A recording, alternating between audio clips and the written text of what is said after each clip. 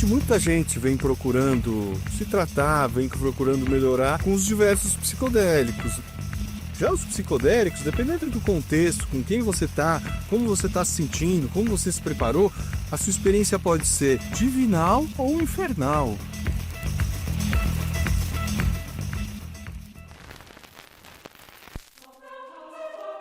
That marijuana is probably the most dangerous drug in the United States. E eu acho que essas campanhas antidrogas são muito ineficientes. Regulação de um mercado que já existe. Regulação. Trata de ver se o caso da maconha pode ser regulada, ao invés de ser simplesmente proibida. Herb is a plant. I mean, herbs are good for everything.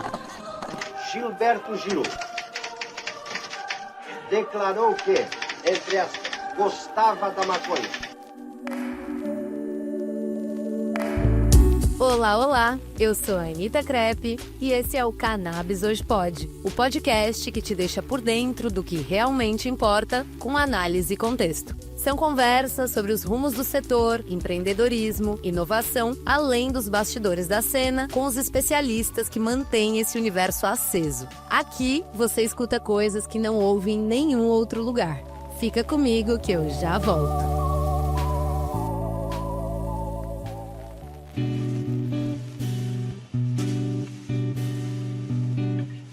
Ser associado da BecMed, a Associação Brasileira de Estudos Canábicos, é fazer parte de uma comunidade que lutou, venceu e conquistou direitos inéditos no Brasil. Ao se cadastrar na BecMed, você passa a integrar uma associação de pacientes que garante aos seus associados o direito de portar produtos à base de cannabis em todo o território nacional. Sim, você ouviu bem, todo o território nacional. Esse é um direito que só a Bec garante. Na Bec, cada frasco carrega ciência, cuidado e uma história de conquista. Saiba mais em abecmed.com.br. Então é abecmed.com.br.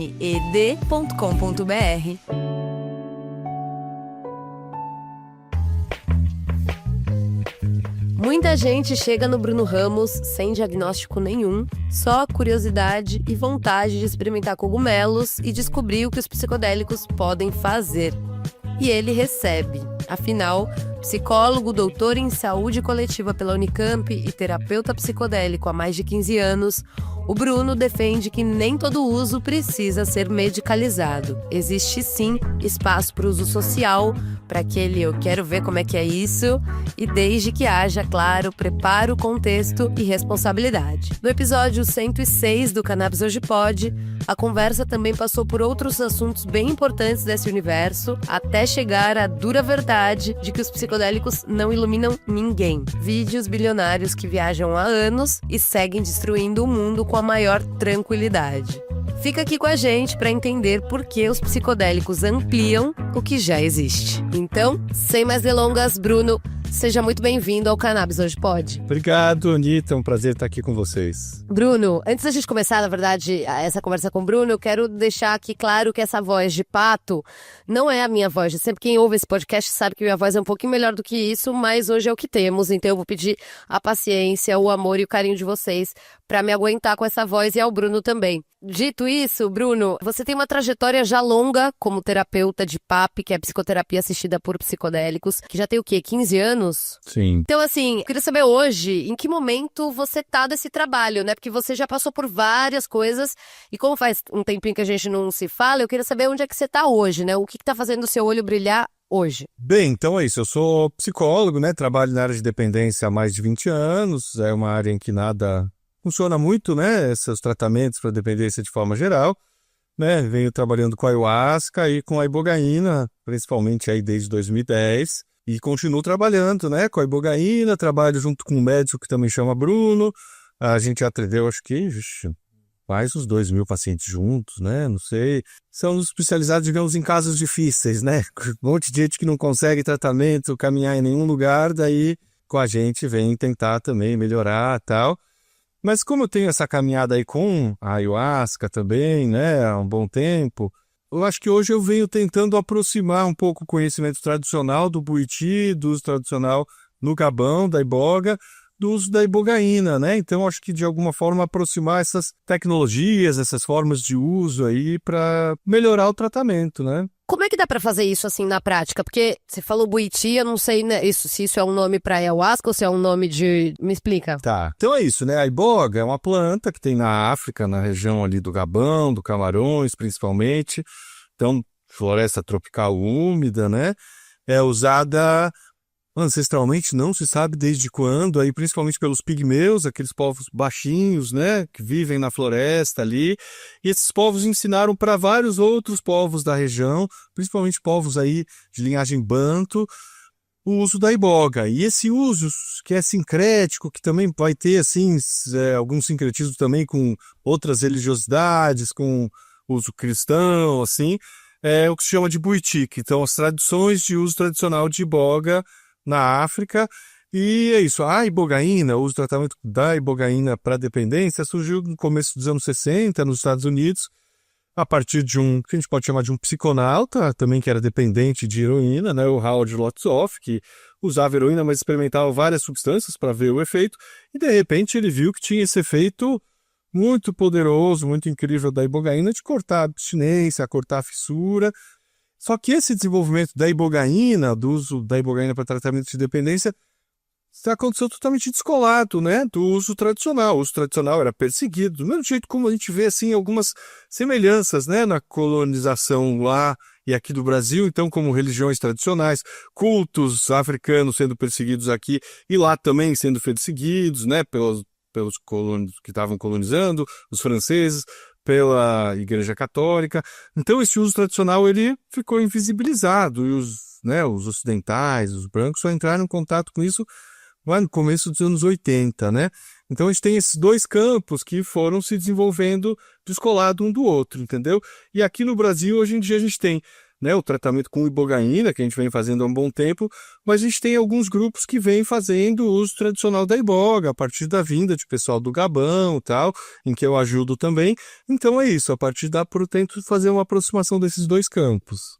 Então, assim, não necessariamente, né, que a iboga tem sido muito usada justamente para essa questão de uso e abuso de substâncias, mas dá para usar a iboga também sem que seja com essa ideia. Isso, então no uso tradicional na África, não é para tratamento de dependência. Ela é usada ou para você poder amadurecer, passar de uma fase da vida a outra. Então tem aldeias, tem povoados, tem grupos que todo mundo no final da adolescência toma a iboga para passar para a fase adulta. Tem outros em que vão usar no momento onde você está muito doente ou num momento de muita crise, nada está caminhando na vida, está tudo travado. Você faz uma iniciação com a iboga para destravar os seus caminhos, renovar a sua vida, né? Então é isso, ela é usada de diversas formas e aqui que no Ocidente que vem se usando para dependência principalmente, né? Interessante, né, você dizer dessa recuperação das raízes, né, da origem, de como se usava, como se usa a ibogaína, porque também na ayahuasca tem essa discussão, né, assim, de a gente está se apropriando dessa tecnologia indígena e de que maneira, né, isso está chegando nos Estados Unidos e chegando em outros lugares. Você também tem um trabalho assim com a ayahuasca nesse sentido de repente, aproximar a ayahuasca de grupos indígenas ou ter uma coisa assim, não? Ó, eu aprendi o trabalho com a ayahuasca com um grupo que fazia trabalho com população de rua no centro de São Paulo, né? Então, era um trabalho que ligava ali uma linha do Santo Daime com o vegetalismo peruano, que é uma linha mestiça peruana, também de influência principalmente Shipibo, né, de alguns povos indígenas. Então, acho que é isso. No Brasil, a ayahuasca se desenvolve a partir desse campo dos usos tradicionais, a partir das religiosidades, né? Permitido só o uso ritual. Já a iboga, não. A ibogaína se desenvolveu nesse ambiente clínico de tratamento, entendeu? E a gente vem tentando fazer essa aproximação. Total. A gente já vai voltar para essa história da ibogaína, porque eu acho muito interessante e tenho pavor, assim, um medo do cacete da ibogaína. Imagino que muita gente também tenha, porque é um bagulho... Você vai explicar pra gente daqui a pouco tudo isso. Mas antes, indo ali naquela linha da sua formação e da sua trajetória em PAP, eu sei que você também desenvolve um trabalho orientando pessoas que desejam fazer uso autônomo de doses baixas de substâncias psicodélicas. Então eu queria que você também contasse um pouco sobre essa sua atuação. Então eu acho que assim, né, eu comecei trabalhando, como eu falei, com a ayahuasca, com esse grupo, né, Depois fui trabalhando com a ibogaína e tal. Daí eu fiz o meu mestrado sobre os de ayahuasca, né? Já vim estudando bem profundamente o tema. Mas lá por 2015, 2016, a gente vê o surgimento desse campo, mais formando esse campo dos psicodélicos, né? E é isso, eu acho que dá para dizer que hoje muita gente vem procurando se tratar, vem procurando melhorar com os diversos psicodélicos, né? Então, seja a ayahuasca, seja a ibogaína, os cogumelos, né? Principalmente psilocibes, que no Brasil ocupam uma zona cinzenta aí entre, né? A psilocibina está na lista das substâncias proscritas, já o cogumelo, o espécime, ele não está, então é possível comprar cogumelo, né, pela internet, chega pelo correio, não é assim um tráfico, né? Mas ao mesmo tempo não tem tratamentos, não se pode oferecer tratamentos com os psicodélicos. E tem muita gente, né? Eu acho que muita gente que chega no limite ali dos tratamentos que a medicina ocidental oferece, né? Já tentou todos os antidepressivos, não está melhorando ou melhorou, mas ainda sente que precisa melhorar mais, né? Pessoas com problemas com o uso de álcool e drogas, né? As pessoas vão buscando, vão vendo documentários no Netflix, vão se informando e querem tentar. Então é isso, eu recebo pacientes de diversas formas que estão buscando, eu ajudo elas a encontrar isso que elas estão buscando nessa medicina, né? Seja nas doses pequenas, como você comentou, as microdoses, né? Que é uma coisa que se vem estudando mais recentemente aí, é uma cultura que se desenvolveu entre usuários, né? Então, buscando melhorar criatividade, foco, a produtividade, uma certa melhora no humor, né? E daí as pessoas vão buscando isso e é isso. Eu faço a terapia acompanhando a pessoa nesse processo, até porque com as microdoses é um processo em que você tem que estar muito percebendo como você está reagindo a cada uma dessas doses, qual a sua sensibilidade, se está te fazendo bem ou não, né? Não necessariamente vai chegar onde você está imaginando, né? Então, a partir de um acompanhamento mais cuidadoso, semanal, dá para ajudar a pessoa a encontrar o que ela de fato está buscando ali nos cogumelos, né? Exatamente. E aí, assim, tem algum perfil de pessoa que chega em você e fala, putz, te aconselho melhor não? Então eu acho que sim. A gente tem, então, muito importante falar isso no campo dos psicodélicos, a gente tem contraindicação clara em quem já tem surto psicótico, já teve alguma questão de ouvir vozes, ver coisas, né? Sentir desorganizado de alguma forma, seja com uso de substâncias ou não. Então, acho que essa é a principal contraindicação. A gente tem também quem é bipolar, né? Que tem ali as duas fases, a depressão e a mania, que é esse oposto da depressão e tal. Que é quando a pessoa sai tendo um monte de ideia, não dorme, faz um monte de amigo, gasta dinheiro à toa, e depois quando sai desse estado, fala, nossa, quanta besteira que eu fiz, né? Então, de forma simples seria isso, né? O quadro de mania. Mas, além disso, eu acho que é importante falar que nas microdoses, assim, os estudos que a gente tem com psicodélicos, com ayahuasca, com cogumelo, etc., para depressão, por exemplo, não são com microdoses, são com doses altas. Então, às vezes, o paciente fala, eu quero parar de usar o antidepressivo e começar a fazer uma microdose de cogumelo. Fala, putz, quem sabe não vai fazer nem cosquinha, né, para o que você está precisando. É uma dose muito levinha ali e ajuda a pessoa a entender que é com as doses mais altas que se vai ter esse efeito para depressão, para outras coisas. Então, tem a ver com essa orientação de em que doses encontrar o que a pessoa está buscando, né? Entendi. E aí, assim, eu imagino que deva ter cada vez mais pessoas te buscando para saber e usar isso. E eu sinto também que tem cada vez mais pessoas procurando entender sobre os psicodélicos e tal. Mas eu sinto também que tem muita gente ainda confusa para entender se aquilo é um interesse ou um chamado genuíno, ou se ela tá indo mesmo por curiosidade ou pelo hype e tal. Você tem, assim, uma clareza sobre isso? De quando a pessoa pode dizer assim, não, realmente ela pode confiar que isso vem de dentro dela ou não? Isso daqui tá completamente colocado, mas como uma viagem, assim? Eu acho que, assim, dá para tomar só por curiosidade também para tratar alguma coisa. Não necessariamente precisa tomar só para tratar alguma coisa, né? Claro, com os devidos cuidados, devida triagem, preparação, para não correr risco. Mas sim, dá para perceber. Numa primeira sessão com o paciente, você percebe quanto que tem uma questão ali para ser trabalhada, para ser tratada, um sofrimento, uma limitação na vida, ou o quanto que a pessoa tá, deixa eu ver qual que é, tô curioso, né? Mas você não acha que, mesmo que a gente esteja curioso, e muito importante que você tenha dito isso, porque de fato, né, não vamos medicalizar tudo, mas você acha que vale a pena entrar assim com essa coisa de tô curioso, não sei onde tô indo e só vou? Ou sempre é bom dar uma direcionada, assim? Eu acho que é bom se informar, entender onde você está entrando, se preparar, acho que seja por curiosidade ou não, é bem importante, porque se você vai despreparado, pode tomar uma lapada, pode se surpreender, né, quando você não esperava, ficar muito assustado, pode ter, se você não está bem preparado, o contexto não está bem preparado, pode ser uma experiência até traumática, sabe? Então tem gente que, já conheci gente que tomou psicodélico e falou, nossa, não quero nunca mais, ficou muito assustado, entrou numa crise de pânico durante, né, porque as experiências podem ser muito intensas. Então acho que de uma forma ou de outra é bem importante estar preparado para isso, né? Pois é, né, falando disso, eu pensei aqui no set and setting, que é uma condição, né, para uma boa experiência psicodélica. E aí no Brasil tem muita gente que tem um set de racismo, violência ou, no mínimo, precariedade. E aí eu fico me perguntando, né, se esse modelo de PAP que a gente mais ou menos aprendeu com o Norte Global, ele precisa ser adaptado para o nosso contexto, você acha? Ou ele está funcionando bem do jeito que é mesmo, com a precariedade que a gente pode encontrar no Brasil? Legal, eu acho que você traz um ponto muito importante, né, de que formato que a gente pode dar para esses contextos, para essas experiências, para reduzir os riscos, né, de violência, de sofrimento, de abusos e aumentar o potencial benéfico deles, né? E no Norte Global, ali principalmente nos Estados Unidos, a gente tem esse formato que foi desenvolvido e que é um formato de terapia clínica, geralmente com 2 terapeutas para cada paciente, um homem e uma mulher. Então a gente vê umas fotos, né? Pessoa lá com uma venda nos olhos, um fone, um homem e uma mulher, cada um segurando uma mão. E isso, assim, toda uma forma para reduzir os riscos, evitar problemas, o que, na verdade, torna o tratamento muito caro, né? Porque você precisa de toda uma estrutura, pagar 2 profissionais por várias horas, toda uma preparação ali, e vale dizer que isso não evitou riscos. A gente tem aí nas pesquisas com MDMA alguns casos muito graves de abuso sexual, de assédio, né?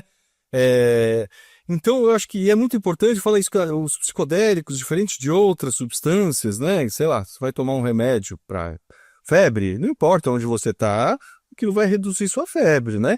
Já os psicodélicos, dependendo do contexto, com quem você está, como você está se sentindo, como você se preparou, a sua experiência pode ser divinal ou infernal, pode ser muito diferentes, né? E daí o que é importante? Você está num ambiente seguro, que você se sinta protegido, com pessoas que você confie, que você sabe, se acontecer alguma coisa, essa pessoa vai saber como manejar, vai saber como lidar, em que você esteja preparado para lidar com os efeitos, né? Caso venha algo que me assuste, o que eu vou fazer, né? Como que eu vou lidar com as situações ali e tal. E eu acho que assim, mas ao mesmo tempo, nos usos tradicionais aqui no Brasil, de ayahuasca, de outras plantas, a gente tem modelos muito interessantes para aprender, na verdade, né? Então, usos grupais, né? Em que as pessoas tomam, né, em cerimônias, em grupo, é muito interessante, porque as pessoas se cuidam uma a outra, aprendem uma com a outra, né? Ajudam a, de alguma forma, integrar essa experiência depois. Então, é interessante que nas religiões ayahuasqueiras, nos grupos indígenas, não tem esse momento, uma roda de integração que você senta e vai partilhar, e um terapeuta vai interpretar aquilo lá. Muitas vezes é no café da manhã, conversando, arrumando as coisas. Então a gente tem, na verdade, eu acho que a gente pode aprender muito mais com os usos tradicionais, de forma que eles possam ser muito mais integrados na comunidade, muito mais esse cuidado aconteça entre pares ali, do que necessariamente tudo referenciado a terapeutas, ganhando muito e tal, né? Bem, bem importante isso. Agora, você foi falando, né, desse grupo, dessas experiências em grupo e tal do Brasil. Como é que a gente faz para nessas experiências em grupo a gente não se deixar levar pela experiência do outro? Porque eu sou uma pessoa que sempre me envolvia com o do outro, assim, ou fugindo talvez até do meu trabalho, eu me conectando com o que tá rolando lá fora, e tipo assim, chegou um momento que foi um pouco complicada essa situação. Então, tem maneira da gente se concentrar e desencanar do que tá acontecendo do lado? Que é um desafio mesmo, né? Eu acho importante que você traz isso, porque é isso, né? Tem todo o contexto, vai ter um pró e contra, né? Vai ter pontos positivos, pontos mais difíceis. E é isso, é muito comum. A pessoa vai no ritual de ayahuasca, escuta o outro vomitando, dá vontade dele vomitar também, né? Então, tem todo um manejo, né? Como quem está organizando ali possa lidar com isso, tirar a pessoa que está vomitando, situações mais difíceis e tal. Mas é isso, exige um preparo, né? Para você focar em si mesma, né? Não focar na música, em outra coisa, e não no que está acontecendo ali. Tem gente que é mais empático, é mais aberto para sentir os outros, tem gente que é menos, né? Então é um desafio mesmo. Boa. E aí, assim, quando se fala em uso recreativo de psicodélico, eu fico me perguntando, Bruno, existe recreação psicodélica? Porque para mim sempre foi um trabalho. Assim, nunca cheguei nesse ponto de, estou aqui recreativamente. Não, assim, do MDMA e que não é um psicodélico clássico e tal. É a única coisa que eu consegui realmente recrear. O resto foi tipo lapada. Como é que é? Existe isso? Sim. Ou vai de pessoa para pessoa? Eu acho que é interessante. Acho que tem esse termo recreativo, tem um outro termo que é o usos sociais, né? Que eu acho que ele fica mais abrangente do que apenas o recrear pela diversão. Acho que é possível, sim, a pessoa se divertir. Muita gente vai em rave, toma LSD, cogumelo, né? Então até faço essa brincadeira, que tem terapia com cogumelo para tratar tabagismo. Tem um monte de amigo que toma cogumelo todo fim de semana fumando cigarro e não para de fumar, né? Porque tem muito a ver com o contexto, né? O contexto ali, como a pessoa se prepara, como ela vai, que intenção ela tem com aquela experiência. Isso pode aumentar potencialmente esse efeito terapêutico ou não, né? Então, acho que isso que é importante também. O contexto ele não garante o que vai ter de resultado, né, daquela experiência. Só pode ir numa rave e ter um grande insight, uma sacada, mesmo que todo o contexto não esteja direcionado para aquilo, e a pessoa pode também ir para um contexto clínico preparado e não ter grandes insights e ficar se divertindo com as viagens também, né? Mas é isso, acho que dá para ter divertido dentro de se divertir, não necessariamente toda a experiência vai ser terapêutica, né? E mesmo se a gente olhar para os usos tradicionais, por exemplo, de ayahuasca, a gente tem no Santo Daime, tem festas, né? Que as pessoas vão bailar, que elas vão falar de cura, tal, mas é uma festa, mas é com uma espiritualidade imersa, né? Misturada com aquilo também. Os Yawanawá, por exemplo, é um povo que é muito assim, que é um povo indígena, né? Que usa ayahuasca também, e é conhecido como povo queixada, que faz tudo em grupo, faz tudo em bando, e é tudo cantando, dançando, e tem uma coisa festiva também. Mas é isso, é um tipo de festa diferente do que a gente entende por festa, por celebração na nossa cultura ocidental. Ela está sempre imersa em uma espiritualidade, né? Que maravilha. Bom, agora a gente vai para o intervalinho e daqui a pouco a gente volta.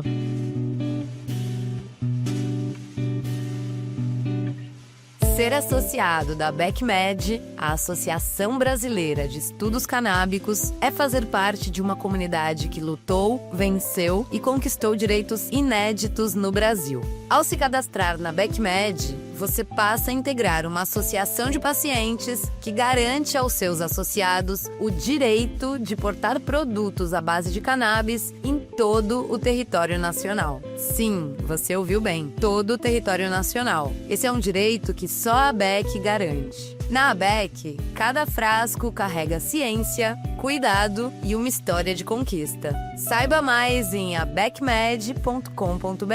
Então é abecmed.com.br. Estamos de volta com Bruno Ramos, psicólogo e psicoterapeuta psicodélico. Bruno, você é membro do Instituto Chacruna, também da Associação Psicodélica do Brasil, dá aula no Instituto Alma Viva, também no CAMP, que é essa iniciativa maravilhosa do pessoal da UFRN. Então, assim, estando conectado com o fazer e o pensar psicodélico, quais são os assuntos que estão rolando ultimamente nesses grupos? Assim, quais são os assuntos mais interessantes do momento para você? Eu acho que a gente tem, isso que a gente vinha falando agora há pouco, sobre o formato, né, que contexto criar para essas terapias, né, para que a gente não só reproduza esse modelo do norte global, que a gente possa desenvolver nossos próprios métodos. Isso é uma questão que tem circulado bastante.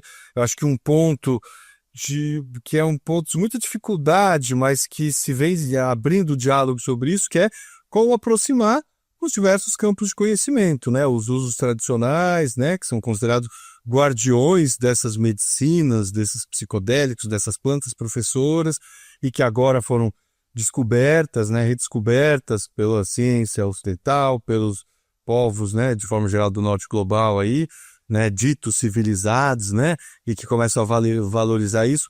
Como incluir os usos tradicionais, esses povos tradicionais, na conversa sobre isso, nas pesquisas sobre isso, né, de uma forma que não fique só sabe, no primeira fala, se fala, esses povos usam historicamente, mas agora a gente usa assim, esse é o jeito certo de usar. Então, como é que a gente consegue quebrar um processo contínuo de colonização, que se a gente não toma cuidado, a gente continua colonizando as práticas, né, tradicionais, os usos tradicionais.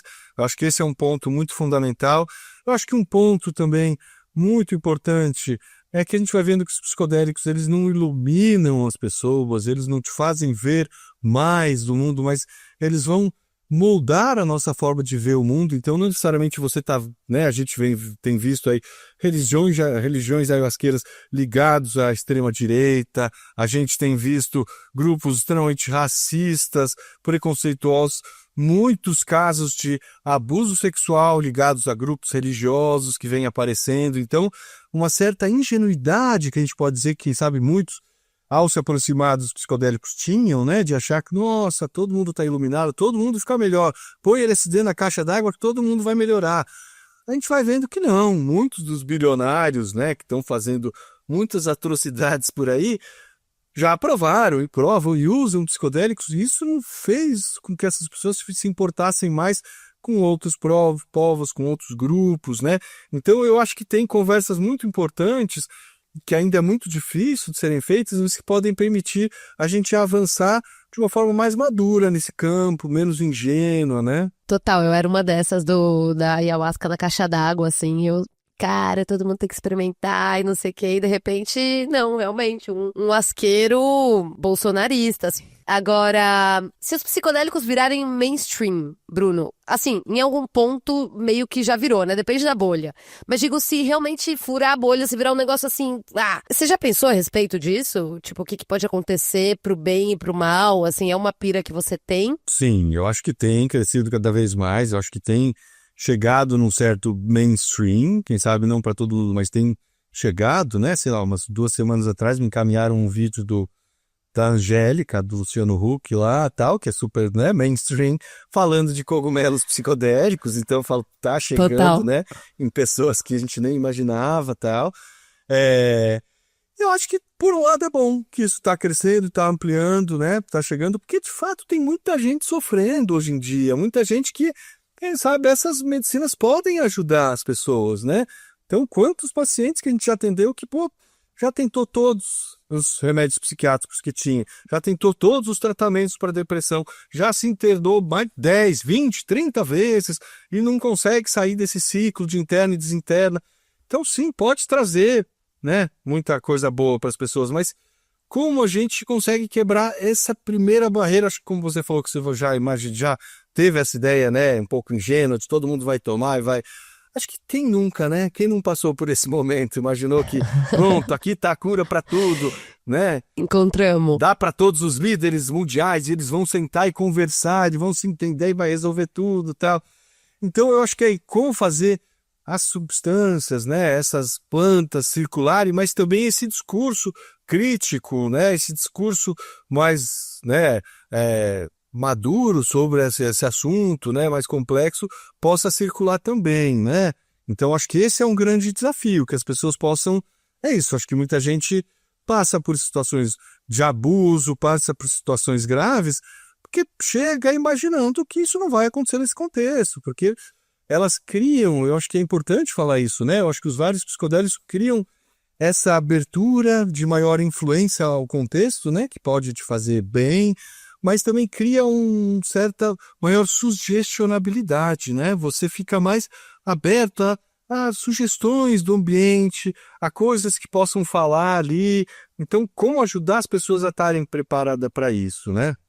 Então, eu recebo, por exemplo, pacientes hoje em dia, né, com essa coisa do online, pacientes de várias partes do Brasil e do mundo, e não necessariamente eu conheço o lugar que a pessoa vai tomar ayahuasca, que ela quer ir, que ela quer fazer o tratamento. Então, eu tento, por exemplo, ajudar a pessoa a fazer boas perguntas, entender melhor o que é esse lugar, entender da onde vem essa medicina, essa planta, como a pessoa que está fazendo esse tratamento se preparou, né? Entender melhor o contexto para também não chegar despreparada para esse contexto, mesmo que eu não conheça, né? Com certeza, muito bom isso, muito importante.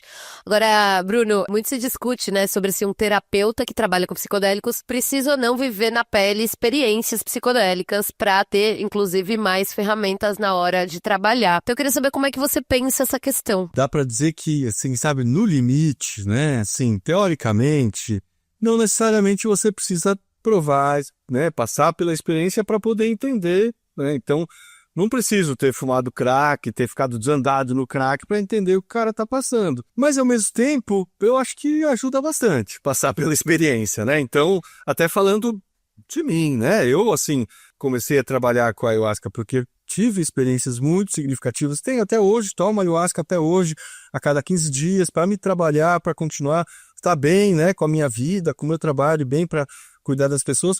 Mas acho que principalmente a ibogaína. Quando eu tomei a ibogaína a primeira vez, em 2013, né, já faz uns 13 anos, eu já vinha atendendo pacientes, já estava preparando as pessoas para essa experiência. E a ibogaína, ela tem sua semelhança com outros psicodélicos, mas tem muitas diferenças também, né? Então, quando eu tomei a ibogaína a primeira vez, nossa, eu pude entender melhor como ela funcionava e passar a preparar melhor os pacientes, né? Então, tanto é que eu fiquei até meio frustrado com a experiência, né? Porque eu vi que eu tinha criado toda uma expectativa e que não foi como eu imaginava. Isso foi muito importante para preparar os pacientes, né? Conta pra gente, o que você esperava e como é que foi? Então, eu fiz tomei junto com o Bruno Rasmussen, esse médico, né? Fiz o mesmo processo dos pacientes, parar de usar os medicamentos, parar de usar substâncias, fazer um exame de sangue, um eletrocardiograma e tal. Mas eu não estava tratando nada específico, era de fato para entender melhor como era, né, o processo e tal. Mas eu vi, daí só depois, né, no dia seguinte, eu percebi que eu tinha criado uma expectativa de ter grandes visões, de ver alguma coisa. Que é isso? Já tomei ayahuasca há muito tempo, já tomei vários psicodélicos, mas eu não sou daqueles que vê muita coisa. Vejo uns fractais, umas coisinhas coloridas, mas nossa, já vi muita gente que foi comigo a primeira vez tomar ayahuasca, falar, nossa, veio uma mulher de vermelho, picou minha mão, me levou não sei onde, vi tal coisa. Eu pensava, pô, adoraria ter uma experiência dessa. Nunca tinha tido. Na ayahuasca você escuta mais? Eu Você é dos que escuta? tenho insights, tenho lembranças, Claro. digamos, quem sabe mais do campo do pensamento, né? O que é significativo Exato, escutar pra o mim. próprio pensamento. Isso, é. Mas a parte visual e imagética nunca foi o meu forte, digamos, né? E aí você achava que na iboga ia ser por aí? Então, e é interessante que eu nem tinha me apercebido disso, mas quando eu tomei a iboga, passei lá, né, 24 horas no hospital, não vi quase nada, né? E fiquei meio frustrado. Saí, então é isso, que coisa, né? E é interessante que daí nos 2 dias depois, né, você fica meio cansado, vai se recuperando da experiência, é como se toda aquele coisa que eu pensei, que eu relembrei da minha vida, fosse meio que decantando, assim, e ficaram ali 3 coisas muito importantes que eu tinha que fazer na minha vida, que a planta tinha me mostrado. Tipo, sai desse trabalho que tá te fazendo mal, resolve tal coisa nesse seu namoro, senão ele vai acabar. Vai logo fazer seu doutorado. Coisas muito diretas, assim, né? Mas que só depois que eu processei minha frustração é que eu pude perceber e olhar pra isso, né? Que era o que tinha que vir mesmo. Agora, como é que foi essa experiência da iboga? Porque justamente, né, eu ia perguntar pra você das substâncias que você já provou, se a ibogaína tinha sido a mais intensa, porque eu tenho, nossa, um cagaço, assim, com a ibogaína. Me conta. É natural que se haja, assim, um certo medo com essa substância específica, mas pelo jeito que você falou aqui, parece que, que nada, você foi lá, foi muito suave. Então eu queria te ouvir. Sim, então é interessante, né? A iboga, ela mexe com a gente desse jeito. Muita gente fala, nunca vou tomar isso daí, meu Deus, né? Tem gente que, ao contrário, se sente atraída. Ouvi falar uma vez e a planta já me chamou e tal. Interessante como ela mexe com cada um.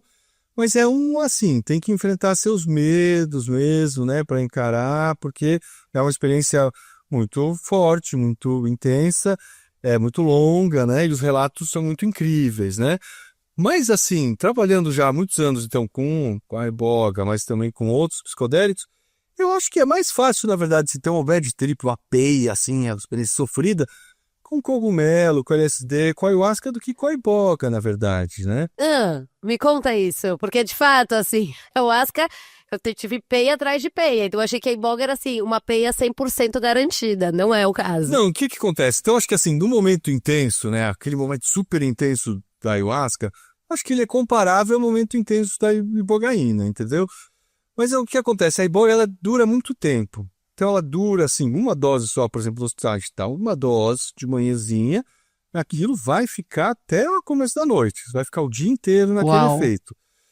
Mas tem uma certa separação. Você de olho fechado, você entra, mergulha naquela experiência, nas lembranças, nos pensamentos.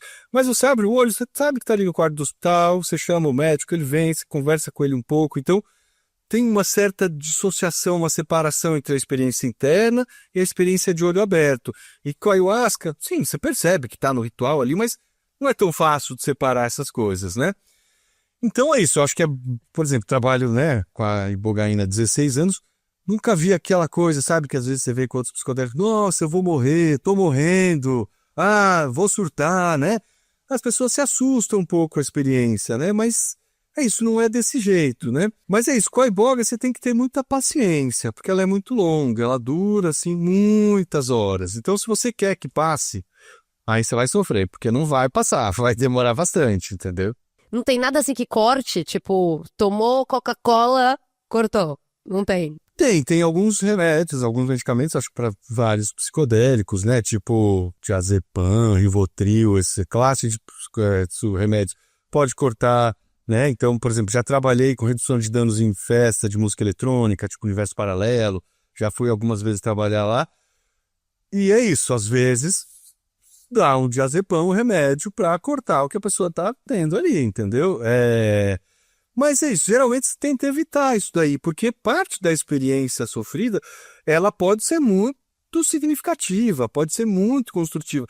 Depois que passou, é muito boa. Durante, né, é difícil, né? Mas depois, quanta gente que eu já ouvi que fala, nossa, a minha experiência mais significativa da minha experiência, da minha vida, foi aquela peia de ayahuasca. Foi, assim, às vezes, né, com grandes, né, depois da tempestade vem a bonança, né? Tem esses ditados. Depois de coisas muito difíceis, às vezes vem uma coisa muito boa, né? Mas assim, com a iboga, eu diria que ela, assim, no Buitis, né, no uso tradicional, se diz que é uma planta de amor, é uma planta amorosa, né? Então, é isso. Já vi muito paciente que reviu traumas, reviu momentos difíceis, mas já não é assim, tipo, vou te fazer sofrer, você vai ver de novo o seu trauma. Geralmente, você vê aquela situação, entende ao mesmo tempo por que você está vendo, vem um insight. Então eu lembro de uma paciente, por exemplo, reviu um momento de abuso, de trauma da vida dela, e ao mesmo tempo viu, pô, eu fui forte, olha como eu lidei com a pessoa na hora, né? Então traz informações para ajudar a superar, ajudar a deixar aquilo no passado, superar e viver sua vida, né? Então, geralmente eu digo, pô, não precisa ter medo, né? Ela não vai fazer alguma coisa só para você sofrer. E é interessante que muitas vezes a pessoa já vem com o entendimento do que é, por que viu aquilo lá, vem com um alívio depois, né? Com um bem-estar que acompanha. Então, é isso, né? Eu diria que não estando nos grupos ali de risco, né? Que pode surtar, que pode parar um quadro de mania, geralmente vai ser positiva a experiência. Então, assim, eu já mudei completamente aqui, porque o meu negócio é isso, é o medo de morrer, não posso. Se eu sentir que eu tô morrendo, eu já tô morrendo, entendeu? Não posso. Tem uma história muito boa, inclusive, sobre isso, que tinha um cara numa sessão de ayahuasca que ele vomitou, e aí ele viu o vômito dele se pulsando. Ele falou, caralho, vomitei o coração. Aí quando ele viu, ele vomitou em cima de um sapo. Entendi. Então, assim, eu sou dessas, eu falo, cara, vomitei meu coração. Já acabou-se tudo, entendeu? E também, assim, pensava que a iboga era uma coisa de, tipo, você tem que ir pro hospital com tudo controladinho, papapá. E você agora me disse que não necessariamente, que agora a gente tá se aproximando desse uso originário. Hoje, no Brasil, se a gente, quem quiser tomar ibogaína, tomar contato com essa substância, fora de um contexto medicalizado, qual que é o caminho? Tá, então acho que é sempre importante dizer que essas substâncias ficam nessa zona cinzenta, né, de legislação. Então, a ayahuasca, a gente tem esse uso ritual, que é permitido no Brasil. A iboga, ela não é nem proibida como outros psicodélicos, como o LSD, né? Não está na lista das substâncias proscritas, mas ela não está registrada nem como medicamento, não é autorizada de nenhuma forma. Então, esses grupos ficam numa certa zona cinzenta, né? Então, a gente tem os tratamentos com ibogaína, que é importante acontecer em clínica, a ibogaína, a pessoa precisa passar por uma triagem, a ibogaína precisa ser importada no nome de cada paciente, é importante o exame do coração, principalmente exame de sangue, porque tem um tipo de arritmia muito específica que pode ser perigoso com a iboga, né? A ibogaína, ela baixa bastante o batimento cardíaco quando você está no efeito intenso dela. E isso, junto com alguma arritmia ou com alguma substância, algumas drogas do corpo, pode ser perigoso. Por isso é importante essa triagem, esse preparo. Mas a gente tem alguns grupos, eu diria 3, 4 grupos no Brasil que vêm fazendo uso tradicional. E daí é isso, é toda uma outra forma de preparo, de dosagem ali, né? Então, tem banhos de ervas, tem uma entrevista, quase um confessionário que você faz com o Nima, que seria o xamã, né? O curandeiro da iboga. A forma, ele vai dosando de outra forma, ele vai dando a cada 3 horas a dose, vai perguntando o que você está vendo, o que você está sentindo. Então tem uma outra forma, e a gente precisa estudar muito, entender mais, mas parece outra forma de dosar, de preparar, e outra forma de lidar com os riscos, né, com as situações, assim. Mas um pouco como eu estava falando no começo, né, tentando criar essa ponte entre os dois campos, tem sido importante para mim, porque é isso, no Gabão, no uso tradicional, eles não estão acostumados a servir iboga para quem está tomando remédios psiquiátricos. Não é comum isso lá. Eles não estão acostumados a dar iboga para quem tem problema com opioides, com cocaína. É outra realidade, né? Então, a gente vai trocando e dialogando para tentar preparar, ajuda as pessoas a se prepararem para esse contexto ritual tradicional também, né? Então, é isso. Tem alguns grupos, né, que vêm fazendo isso, são alguns retiros que acontecem poucas vezes ao ano.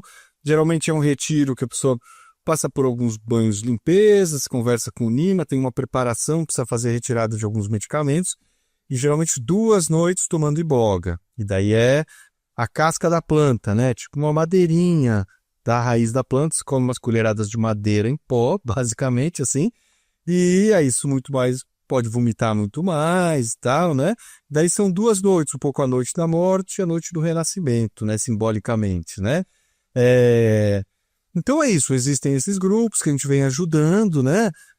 Se quiserem entrar em contato comigo, posso ajudar a pessoa a encontrar, né, esses lugares, mas por enquanto elas ficam nessa zona cinzenta, né? Tá, a gente vai querer o seu contato daqui a pouco, mas aqui só para fechar essa primeira parte da nossa conversa, eu queria que você contasse um pouco mais nesse seu trabalho na Cracolândia, né, que você falou lá no início da nossa conversa, mas se eu não me engano, foi na época que você foi coordenador, era o coordenador do Edley. E eu queria que você lembrasse como é que foi. Na verdade, foi com a ayahuasca, né? Mas você acha, por exemplo, que a iboga teria um impacto positivo nessa questão específica da Cracolândia? Enfim, me conta da sua experiência. Sim, então não, bem interessante isso mesmo, né? Porque isso eu já vinha tomando ayahuasca, né, na minha vida, estava me fazendo bem e comecei a trabalhar na Cracolândia, pelo Centro de Convivência de Lei, uma ONG muito importante do campo, que existe até hoje, que é um espaço de convivência para pessoas em situação de rua, pessoas que usam drogas, e que fazia ir até a rua, até a Cracolândia, distribuir preservativo, piteira, materiais de proteção, mas principalmente estabelecer um vínculo, uma relação com as pessoas para ajudá-las a se cuidar, a encontrar caminhos na vida, né? Fiquei 12 anos trabalhando na Cracolândia, fui coordenador da Edley, coordenei projeto, fiz um monte de coisa. Aprendi muito na rua, né? Muito sobre uso de drogas, sobre vulnerabilidade, sobre acesso e violação de direitos, sobre políticas públicas, sobre politicagem, sobre cuidado, cura. Nossa, a rua foi uma grande escola para mim, né? Eu aprendia com os usuários, depois eu ia ver nos livros para ver se aquilo batia, porque era ali que eu aprendia a mesma coisa. A rua é muito viva, é muito cheia de história, muito cheia de acontecimentos, mas também muito cheia de desesperança, de muita violência, né? De muito sofrimento, né? Então, frente a isso, eu fui buscando aí, encontrei esse grupo que fazia esse trabalho com a ayahuasca e população de rua. Eu falava, nossa, essa galera é muito louca, ou tá fazendo uma coisa muito genial. Eu diria que eram as duas coisas, porque eles eram muito loucos, mas estavam fazendo algo muito genial, né? Era com o Wilson, não? Não, eu cheguei a conhecer o trabalho do Wilson, mas era um pessoal. O Wilson, ele derivou um trabalho da União do Vegetal, né? E esse era um pessoal claro, ligado mais ao Santo Daime, né? E é isso. E daí, fiquei fazendo esse trabalho, eu vi que a ayahuasca ajudava as pessoas a voltarem quando está na rua, você fica com uma realidade muito presentificada, né? Aquela coisa, onde eu vou dormir agora, o que eu vou comer, onde eu vou usar o banheiro, como eu vou fugir da polícia. Você não tem tempo de planejar, pensar em como você vai sair daquela situação. E o uso da ayahuasca, né, no contexto, como a gente fazia, ajudava a pessoa a sair um pouco, a se purgar, a se limpar e voltar a sonhar com uma outra forma de ser, com uma outra forma de vida, se cuidar, né, para poder chegar nesse outro modo de viver. Então é isso, a gente, né, se cuida porque você tem projetos de vida, tem coisas que você quer executar, coisas que você precisa se privar agora para depois conseguir atingir isso daí. Então, eu via que a ayahuasca, ela propiciava as pessoas a poderem sonhar com essas outras formas de vida. Mas se você não ajuda a pessoa a encontrar os meios para construir isso, só vai gerar mais frustração às vezes, né? Gera mais sensibilidade frente às coisas. Depois do uso da ayahuasca, da ibogaína, você fica mais aberto, mais sensível às coisas. E é isso, voltar para a rua com essa sensibilidade pode ser muito sofrido também, né? Então é isso, a gente tentava dar esse apoio, né? De ajudar a pessoa a encontrar lugar onde dormir, resolver problemas de documentação, problemas na justiça, outros tratamentos. Então, eu aprendi isso, né? Que não adianta, né, as plantas descoladas do nada não vão trazer essa cura por si, né? Elas têm que estar acompanhadas com, né, outros elementos muito concretos na vida, né? Tem até um causinho, uma historinha, né, dessa época aí, porque na época que o Haddad foi prefeito de São Paulo, ele fez um programa de braços abertos, né, que era um projeto muito interessante, de tentar desenvolver todo um trabalho de redução de danos com hotéis, com geração de renda e tal. Daí uma hora o pessoal que estava na prefeitura falou, pô, a gente podia oferecer ibogaína para os caras da Cracolândia, né, para ajudar a salvar. Mas também era um pouco tentar ter uma nova bandeira eleitoral ali, né.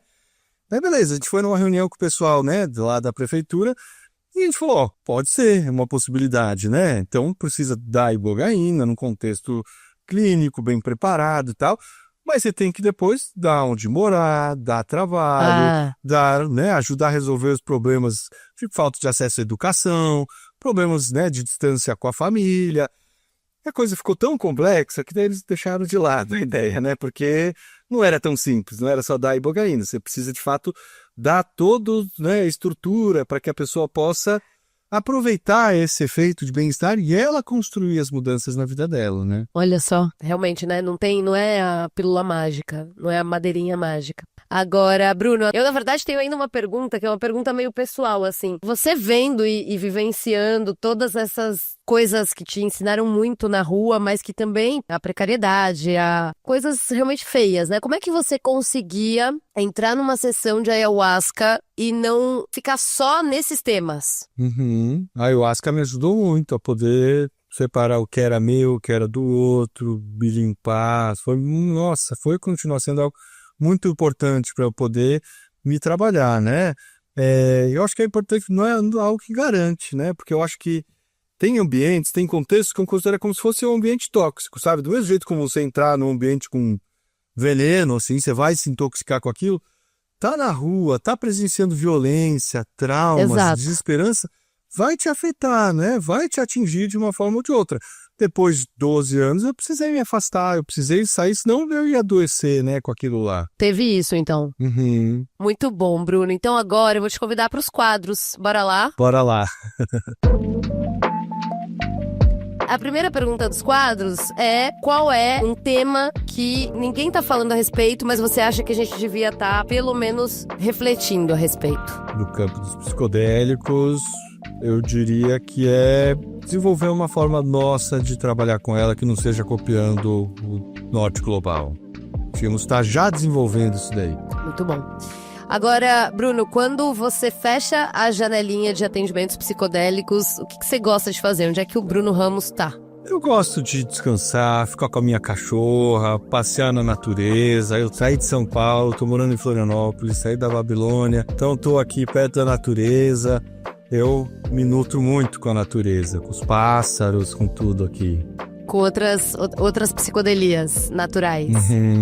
Então, Bruno, agora o Cannabis Indica é justamente um momento onde a gente quer sugestões suas. E aí pode ser livro, filme, podcast, música, o que tiver na sua cabeça, se você quiser sugerir para nossa audiência. E aí pode ser, seria bom que fosse ligado a psicodélicos, mas também pode não ser. Pode ser simplesmente alguma coisa que mexeu com você. Tá, ó, no campo da ibogaína, a gente tem aí um documentário que já tem mais de 10 anos, chama Rite of Passage, Rito de Passagem, que mostra o contexto da ibogaína e o contexto tradicional Buriti. Então dá para ver esses dois aspectos aí.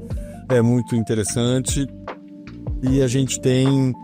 eu indicaria aqui para quem está entrando nesse campo, o livro do Marcelo Leite sobre Jurema, que é muito bom, né? Ele consegue trazer discussões muito importantes para o Brasil sobre psicodélicos, uso de plantas tradicionais, sobre religiosidade, ancestralidade, diálogo com a ciência, a importância das visões ou de outros efeitos, mediunidade. Ele discute muitos pontos muito importantes e eu acho que é muito bom nesse aspecto a gente poder olhar para o Brasil, para a nossa realidade que é tão rica, né? Muito bom, Marcelo Leite, craque. Então é isso, querido, a gente tá chegando no final, mas antes, deixa os seus contatos aí, onde é que as pessoas te encontram, você tá onde? No LinkedIn, no Instagram? Então me acha no Instagram, acho que o jeito mais fácil é @BrunoRamosG, e lá me manda mensagem, daí a gente conversa por DM e ajuda no que precisar aí. Bueníssimo. Então é isso, querido. Foi uma aula aqui pra gente. Volte sempre, que as portas estão abertas pra você. Muito prazer, adorei a conversa e até mais, hein? Até mais, gente. Até semana que vem.